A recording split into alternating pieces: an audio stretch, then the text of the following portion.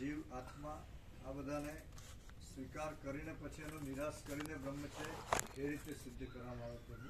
જ્યારે અહીંયા સ્વયં પ્રકાશ જ છે એટલે અહીંયા અધ્યાસ પણ નથી ને અધ્યાસ નિરાશ પણ નથી. અને પેલું કરવાથી આમ એવું સ્વયં પ્રકાશ રહેવાય ના પ્રભુ, કે શબ્દ બુદ્ધિ એટલે પરોક્ષ જ રહે, પરોક્ષ એટલે ચિદાભાસ સહિત બુદ્ધિ એ અધ્યાસ રહે, અને પેલું બ્રહ્મ પરોક્ષ રહે કે ભાઈ હું આ છું ને એ અનંત છે અને હું એનું સ્મરણ કરું છું, એવું થાય ને. અને પાછું ગુરુનું ગુરુપણું, શિષ્યનું શિષ્યપણું કાયમ રહે મરી ગયા સુધી. અને આમાં દ્વૈત છે જ નહીં, એટલે ઈશ્વર જીવ ગુરુ શિષ્ય વક્તા શ્રોતા એવું કંઈ છે જ નહીં. દ્રષ્ટા દ્રશ્ય, સાક્ષી સાક્ષ્ય, સમર્થી વ્યક્તિ, કારણ કાર્ય કશું છે જ નહીં. કારણ સૂક્ષ્મ સ્થૂળ કશું છે જ નહીં. અને અખંડ અમે પોતે જ મહાચિદાકાશ જ્યોતિ અનંત અખંડ અભેદ છીએ. અમે પોતે જ મહાચિદાકાશ જ્યોતિ મહાતત્વ મહાસામાન્ય છીએ. અમે પોતે જ મહાચિદાકાશ સ્વયં પ્રકાશ સંપૂર્ણ પ્રકાશ છીએ. ચાલો બરાબર. એટલે વસિષ્ઠને અને રામને 33 નાઇટ કે જોઈ ગઈ, અને આનંદ પ્રભુને એક જ નાઇટ જોઈ. આમ સરખો તૈયાર હોય તો ક્ષણ માત્ર. હે ક્ષિપ્રમ ભવતી ધર્માત્મા શાશ્વત શાંતિમ નિગચ્છતિ કૌંતેય પ્રતિજાનીહિ ન મે ભક્ત પ્રણશ્યતિ અપિચેત સુદુરાચારો. હવે એમના જેટલું આપણને નથી આવડતું યાર, એમનો અભ્યાસ વધારે છે. અભ્યાસ વધારે હોય એના પ્રશ્નો વધારે હોય, અને અભ્યાસ જ ન હોય એને કોઈ પ્રશ્ન જ ન હોય. એટલે અમે અભ્યાસ વગરના ઢબુનું ઢ. અપિચેત સુદુરાચારો ભજતે મામ અનન્ય ભાગ સાધુરેવ સમંતવ્યો સમ્યક વ્યવસિતો હિ સહ ક્ષિપ્રમ ભવતી ધર્માત્મા શાશ્વત શાંતિમ નિગચ્છતિ કૌંતેય પ્રતિજાનીહિ ન મે ભક્ત પ્રણશ્યતિ. એના મતલબ કે હું ગીતા છોડીને યોગ વસિઠ વાંચીશ. અમે તો ઘરે યોગ વસિઠ વાંચવાથી ન ખબર પડે. હે પ્રકાશ પણ તો સાંભળે તો પ્રકાશ તો સંભળાય ને. આ પ્રકાશ તો સંભળાય. કેમ ઓછું પડે? આને આ જ શબ્દો અક્ષરો આજના જ અવાજ હોય ને. લાઈવ અંદર લાઈવ આવે જ છે ને. યુટ્યુબમાં તો તમે મોકલો જ છો લાઈવ, જેમાં ઓડિયો વિડીયો બંને હોય. કેમ શું વાંધો?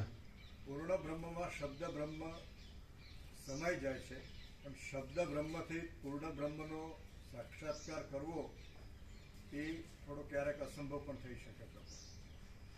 પૂર્ણ બ્રહ્મનો પ્રકાશ હોય ત્યાં પછી શબ્દ બ્રહ્મની આવશ્યકતા નથી રહેતી. શું પૂર્ણ બ્રહ્મનો? પૂર્ણ બ્રહ્મના અનુસંધાનથી શબ્દ બ્રહ્મની આવશ્યકતા નથી રહેતી. પછી તો એ ઓડિયો વિડીયોમાં અનુસંધાન જ થાય ને. અનુસંધાન થાય, પરંતુ પ્રભુ જે પ્રત્યક્ષ છે એનો આનંદ અને અનુભવ જ અલગ છે.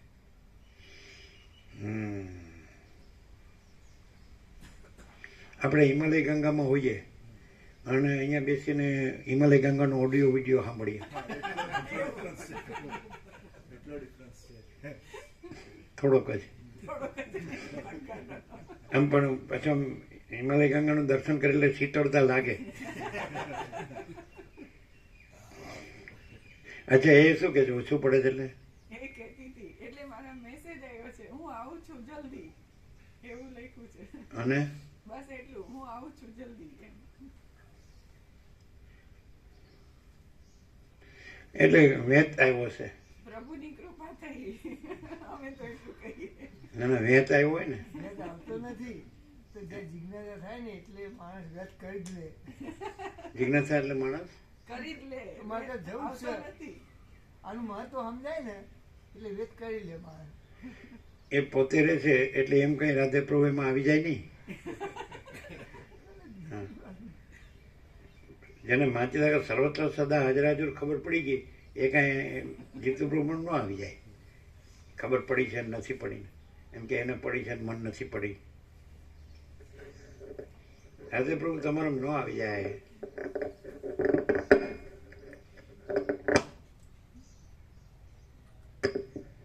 વેત આવવો જોઈએ.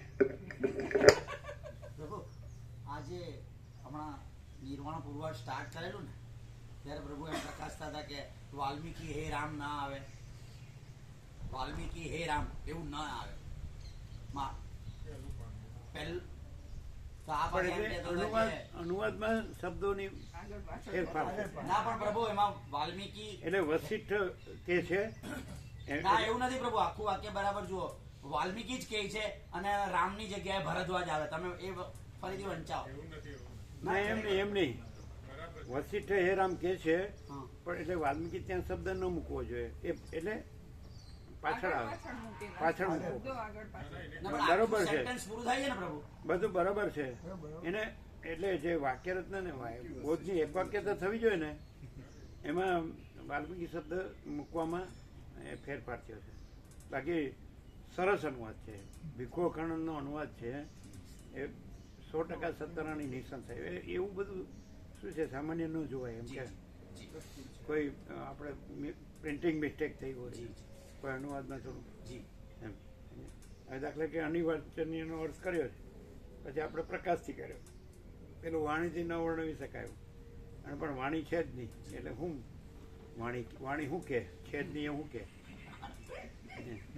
પણ એ પછી આપણે પ્રકાશથી રહેવાનું એમ આ બધું છે હિન્ટ કહેવાય ક્લુ અને એનાથી પછી પ્રકાશ છે એટલે પછી ક્લુ નથી અને પ્રકાશ છે યોગવાસિત છે એ ક્લુ કહેવાય અને આ પ્રકાશ કહેવાય સમજાય છે અને ક્લુ પણ પ્રકાશમાં ખોલી થઈ જાય પછી એનો અર્થ પ્રકાશમાં જાય બીજો અનર્થ ન થાય શબ્દનો અને કોઈ પણ ધર્મ સત્શાસ્ત્ર પરમાર્થ શાસ્ત્ર હોય પરમ તત્વશાસ્ત્ર હોય તો એનો અર્થ અહીંયા પ્રકાશમાં જ જાય એ ચાહે બાઇબલ હોય ચાહે ગ્રંથ સાહિબ હોય ચાહે આગમ હોય ચાહે જન અવેસ્તા હોય ચાહે ત્રિપિટક હોય ચાહે પુરાણે શરીફ હોય તો એનો અર્થ પ્રકાશમાં જ જાય.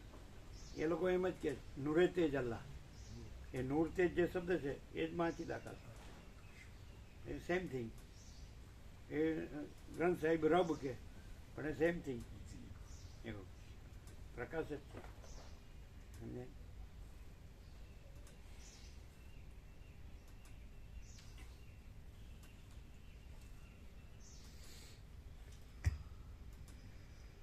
આનંદ સાહેબ અમે ગયા હતા વળતા આવ્યા અમે ઉત્તરાખંડથી અમે આવ્યા ને એટલે ત્યાં નાનક સાહેબનું જીવન ચરિત્ર હતું.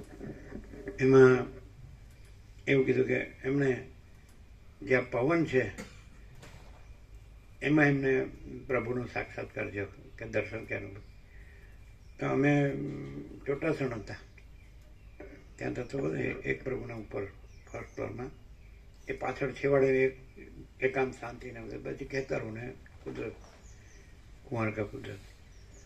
તો અમે પોતે જ બરાબર સાંભળ્યું જે બ્રહ્મની લહેર હોય ને તો જય પ્રભુ જય પ્રભુ જય પ્રભુ ચોખ્ખું અહીં બેસીને આ જગ્યામાં સાચું જ કહેવાય.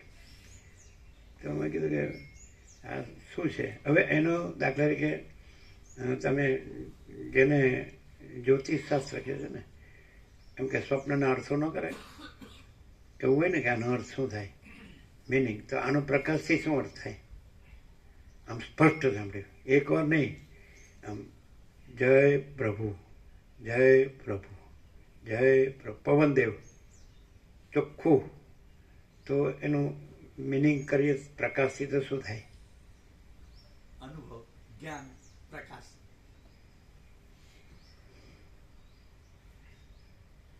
બોલો તમે કહેશો અમે નહીં કહીએ.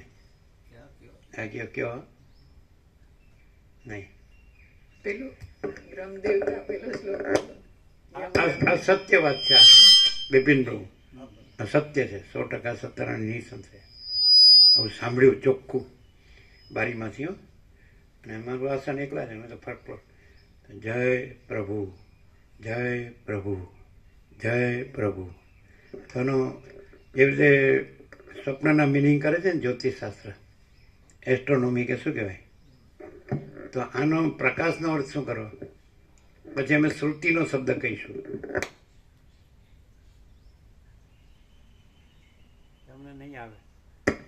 અમને એ આવ્યું હતું કે બધા દેવી દેવતાઓ જેને અમે એપિયરન્સમાં હાઈએસ્ટ કહીએ એ પણ પ્રભુ જય પ્રભુ દર્શન કરવા માટે અને સ્તુતિ કરવા માટે એ ત્યાં પધાર્યા હોય.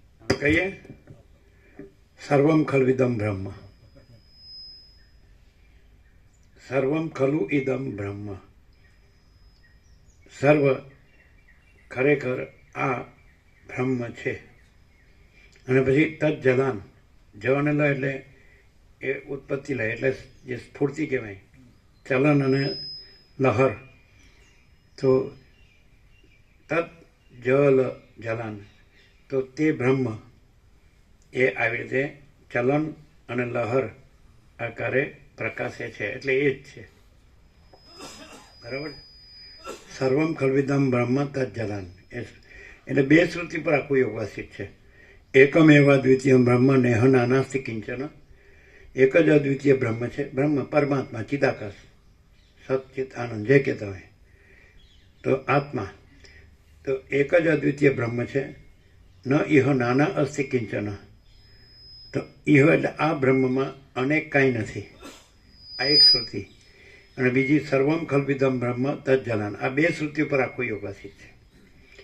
અને આ આખું અનંત અસ્તિત્વ છે એ આ બે શ્રુતિ જ એનો પ્રકાશ છે. આખું અનંત અસ્તિત્વ છે તો આ બે શ્રુતિ જ એનો પ્રકાશ છે. અને યોગ અસ્તિત્વ પણ એ અનંત અસ્તિત્વનો આ બે શ્રુતિથી જ પ્રકાશ કરે છે.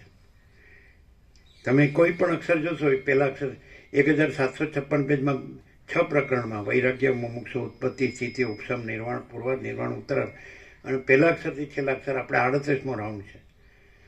તો એક એક અક્ષર છે એ અનંત અસ્તિત્વ છે, સમજે છે. એને પ્રકાશ રૂપે પ્રકાશે છે કે આ બધું પ્રકાશ છે અને આ આપણો સંપૂર્ણ સ્વાનુભવ છે. અને આ પ્રકાશ જ આ પ્રકાશ પ્રકાશે છે. આ જે અનંત અસ્તિત્વ છે એ અનંત પ્રકાશ અસ્તિત્વ છે. અનંત અને પ્રકાશ અને અસ્તિત્વ એટલે એમાં વિશેષણ વિશેષ છે એવો ભેદ નથી. એક જેમ સચિત આનંદ એક જ, જેવી રીતે જે આપણે છે ને જગન્નાથપુરીના શંકરાચાર્યએ કીધું ને, એને કોઈ પૂછ્યું કે ભાગવત છે તેનો સાર શું છે, એટલે એમણે કીધું ચિત્ત. ચિત્ત કીધું, ચિત્ત ચૈતન્ય, એટલે ચિત્ત ચેત હતી એટલે પ્રકાશ એ છે, પ્રકાશ છે. તો એ ચિત્ત જ સત છે ને ચિત્ત જ આનંદ છે. એટલે સચ્ચિદાનંદ ત્રણ વસ્તુ નથી, એ ચૈતન્ય જ છે. એટલે એ જ સત છે ને એ જ આનંદ. તો આ જે છે અનંત ચૈતન્ય પ્રકાશ અસ્તિત્વ, તો આ આખું છે એ અનંત વિશેષણ નથી. અનંત કયો તો પણ પ્રકાશ છે, ચિત્ત પ્રકાશ. અને આનંદ કયો તો પણ પ્રકાશ છે. ચિત્ત કયો તો સત અને ચિત્ત કયો તો આનંદ, એટલે સત ચિત્ત આનંદ એવું એમને કીધું. શું નામ છે ને એમનું? નિશ્ચલાનંદ સરસ્વતી. સમજે? અત્યારે જ્યોતિર્મઠના શંકરાચાર્ય વધારે બોલે છે, પહેલા હમણાં નથી સંભળાતા. અવિમુક્તેશ્વર એ બધા એ બધું પાછું ઓલરાઉન્ડર છે, જે પૂછો એ કે. પણ એ શાસ્ત્ર પ્રમાણથી કે, એ જે કે શાસ્ત્ર પ્રમાણથી કે, શ્રુતિ બધું એનું જ્ઞાન હોય આખું, વેદ વેદાંતનું ફૂલ જ્ઞાન હોય. એટલે અનંત પ્રકાશ અસ્તિત્વ, સમજે જ કે નહીં? એટલે એ અનંત કયો કે પ્રકાશ કયો કે અસ્તિત્વ કયો સેમ, સમજે જ ને? એટલે આપણા બે શબ્દ પેટર્ન જ છે, અનંત અને પ્રકાશ. અને અનંત ચૈતન્ય પ્રકાશ, અનંત ચૈતન્ય શાંતિ, એટલે આ સત્રાક્ષરમાં બધું આવી જાય. સરસ્વતી છે ને?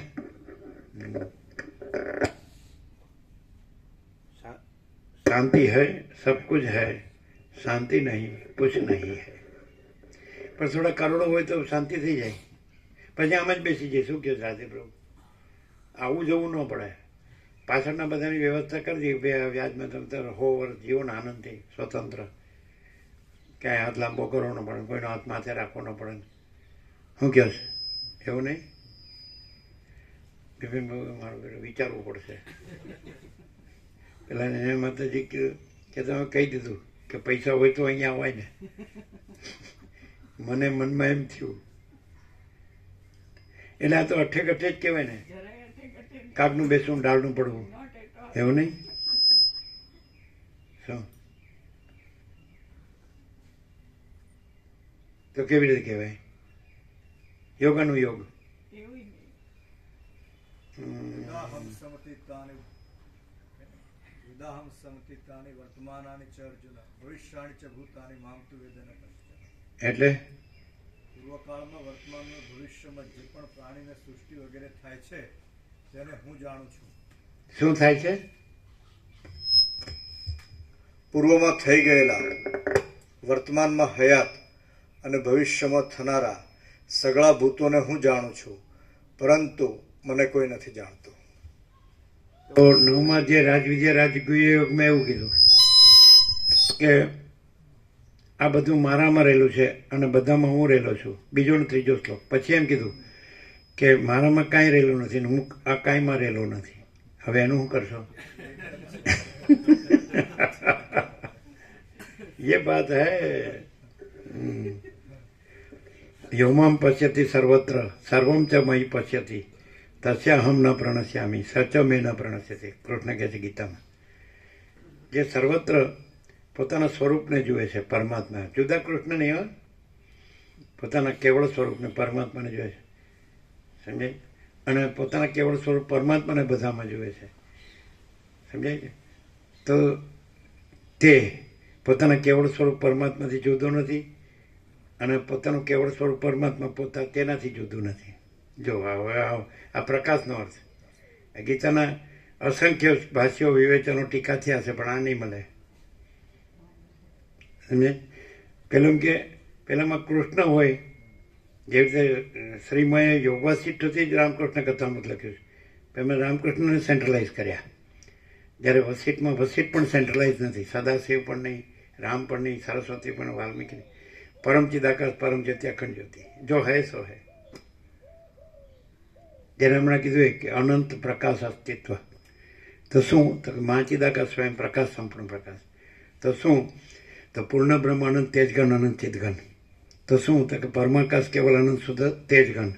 તો શું? તો કે પરમાકાશ અખિલ આત્મા પૂર્ણ બ્રહ્મ પરમાત્મા. એ સમજાય? એટલે આ બધું, એટલે અનંત તેજમાં તેજ વિના બીજું કાંઈ જ નથી. આ તેજ. એટલે નિરપેક્ષ સત્માં એ રીતે છે કે અનંત વિસ્તારવાળું ચૈતન્ય, એવો શબ્દ છે. અનંત વિસ્તારવાળું ચૈતન્ય, નિરપેક્ષ સત એટલે છે જ, જો હે સો. એટલે પહેલેથી જ આ ઇનેટ છે. એટલે જો ઇનેટ એટલે આ છે અને આનું ઇનેટ એમ નહીં, જે છે, જો હે સો હે, એ ઇનેટ, સમજાય? એટલે પૂર્ણ બ્રહ્મ ટ્રુથ એબ્સોલ્યુટ સેલ્ફ મહાચિદાકાશ પ્યોર કોન્શિયસનેસ, પૂર્ણ બ્રહ્મ ટ્રુથ એબ્સોલ્યુટ, જો હે સો હે.